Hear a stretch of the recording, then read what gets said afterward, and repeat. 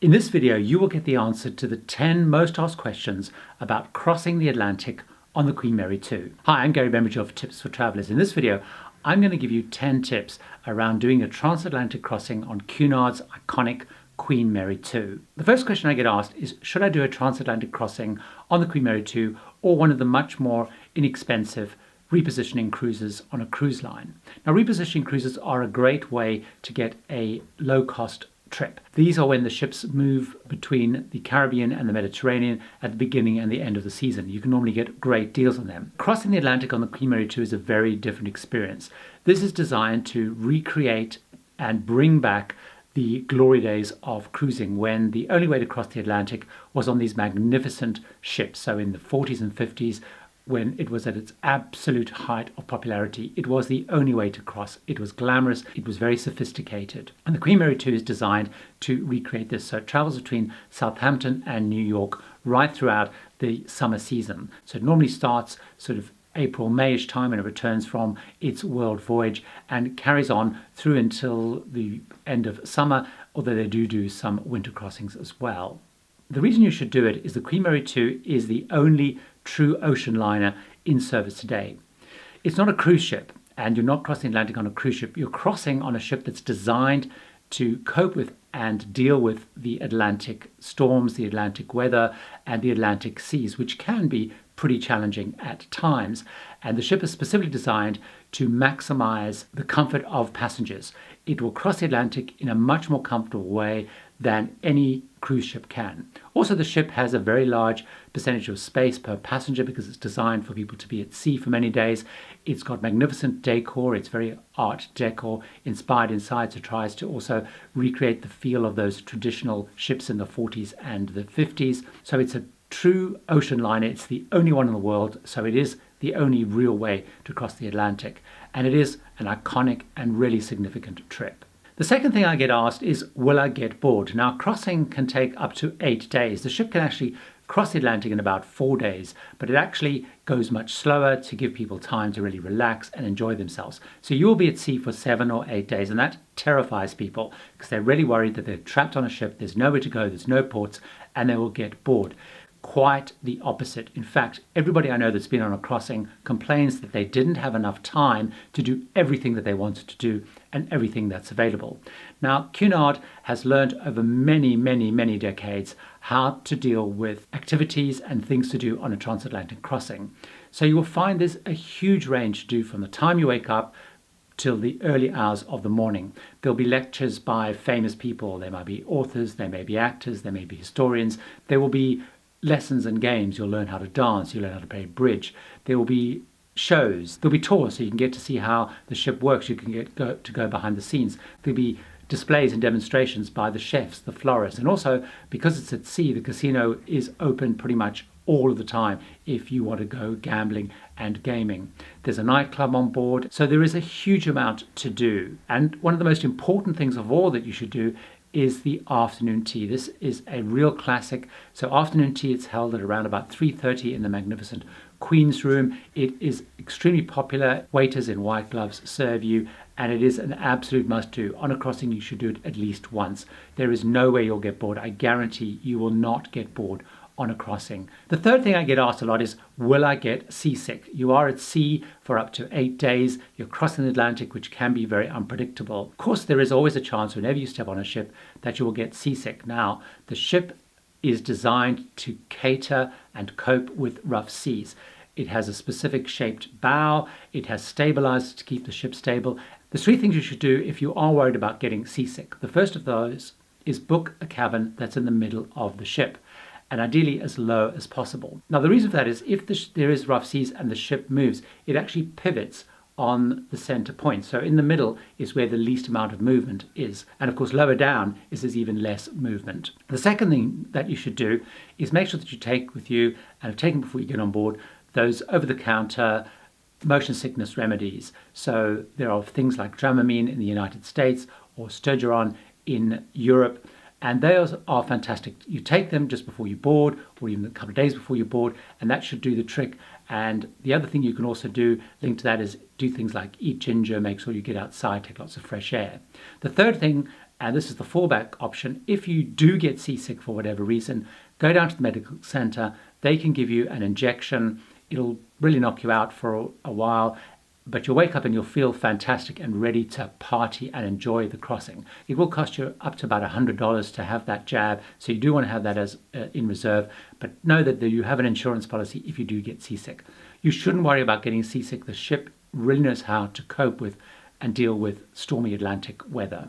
The next question I get asked is, when is the best time to go and when's the worst time to go? Now, the best time to go is in the middle of summer. So that's sort of July, August time. It's when the sea's likely to be its calmest. It's when you can have the nicest weather. It's also peak time, so the prices are highest. One of the things that I like to do is to go sort of at the beginning and the end of the season. Again, the prices tend to be a little bit lower, and also you still have a great chance of great seas and good weather. If you are concerned about rough seas and your sea legs, avoid the winter crossings. So every year, just before Christmas, just after Christmas, the ship does 1 or 2 trips across the Atlantic. You'll find great prices on them, but the seas are likely to be rough. It's very likely that the sea will be rough. But if you're not worried about seasickness and you have great sea legs, it's a great time to go because you'll get great prices. The fifth thing I get asked is, which is the best way to go? Should you go from Southampton to New York or New York to Southampton? Now, personally, I like doing the Southampton to New York route. The reason for that is actually you get 5 days of 25-hour days. Because of the time change, because there's a 5-hour time difference, more time on board to basically enjoy the ship and really get your money's worth. If you head back the other way, you lose an hour for 5 days. So you actually have a shorter trip effectively because you are losing time. So I would really strongly recommend, if you can, do the Southampton to New York route. The other great plus of that is you have that great experience of getting up early in the morning when the ship sails into New York and you can see the Statue of Liberty. That's a fantastic and magical experience. So that's another reason I'd recommend that routing. The sixth thing I get asked, and it's one of the things that people do worry a lot about, is dressing up. People ask, when I go on the Queen Mary 2 on a crossing, do I have to dress up all of the time? The answer is no. During the day, it's very casual. You can basically wear jeans or t-shirts or shorts or whatever you want to wear. It's very casual. At night, there is a very strict dress code. There are 2 broad dress codes. One of them is formal, and quite a few nights on board a crossing will be a formal night. Formal night for men is tuxedos and bow ties. For ladies, it's cocktail gowns, ball gowns, and it is very strictly enforced. Now, if you really do not want to dress up on formal nights, you can go to the buffet restaurant, the King's Court, and they do allow you to go there without getting dressed up. But they do ask that you don't really use the other parts of the ship when you're not in the dress code. Although I have seen quite a few people, they'll slip into the theatre. The other dress code is a smart dress code. For men, you're expected to wear a jacket. There's no tie required. It still is a relatively dressy code versus other cruise lines. The seventh thing I get asked is, what happens if I fall ill or I have dental problems? There's a medical center. You do have to pay to go and see the doctor and the nurse. They are able to do things like x-rays, which actually get sent and evaluated on land. They do have a high dependency bed, so if something's very serious, they can also look after you, sort of like a intensive care, until they can really get you off the ship. The goal, though, is to keep you stable.